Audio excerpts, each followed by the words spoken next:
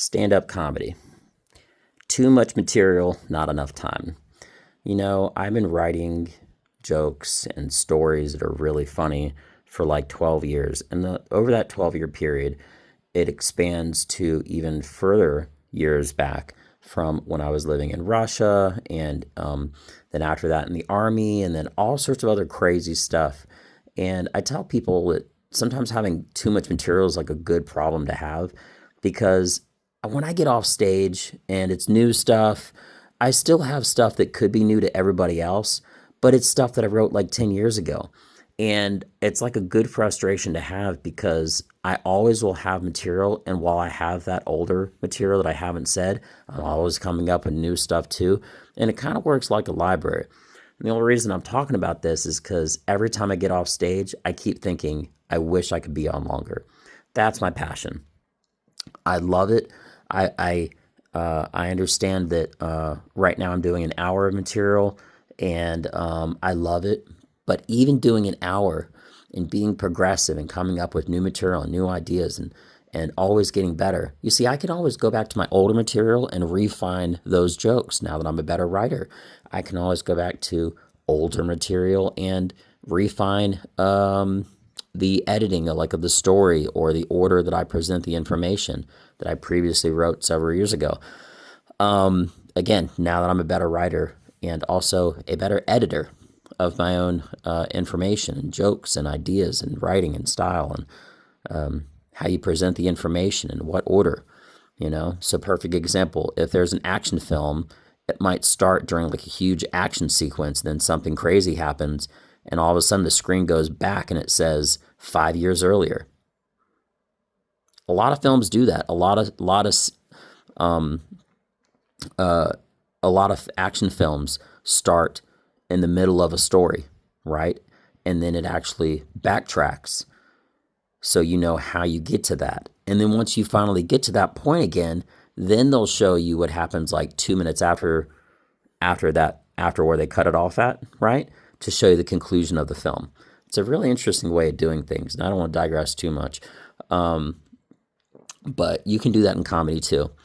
You can start out in the middle of a story and it's so hilarious. And then you can backtrack and say, well, but first let's talk about how I got there. And it's funny leading up to that, right? So I just wanted to express in this podcast how it is an interesting, weird dynamic and factor to be on stage. And when I'm on stage, I get off.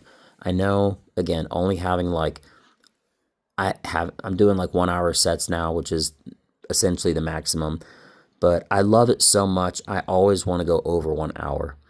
My biggest goal is over delivering the client because really, in a weird way, even though I'm getting paid for it, that's over delivering in myself.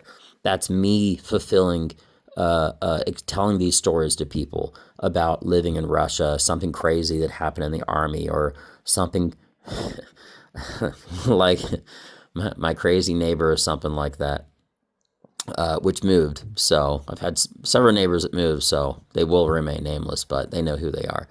And I love it. I love it so much. It's my passion. It's who I am. And I'm just really happy, but I always feel like I'm living with a good problem, a good frustration, because it's like an unsung song. Imagine having like a beautiful song and that you would love to sing and people would love to hear, but you don't ever sing it.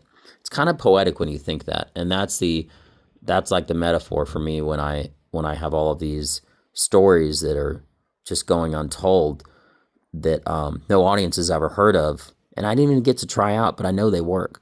I know they work because I've lived through them and they're hilarious, but it's just something that I wanted to get out.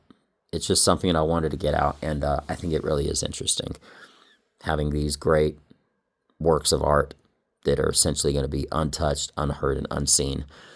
And it'll remain that way, realistically, because if I'm saying A, I'm not saying B, and if I say B, I'm not saying A.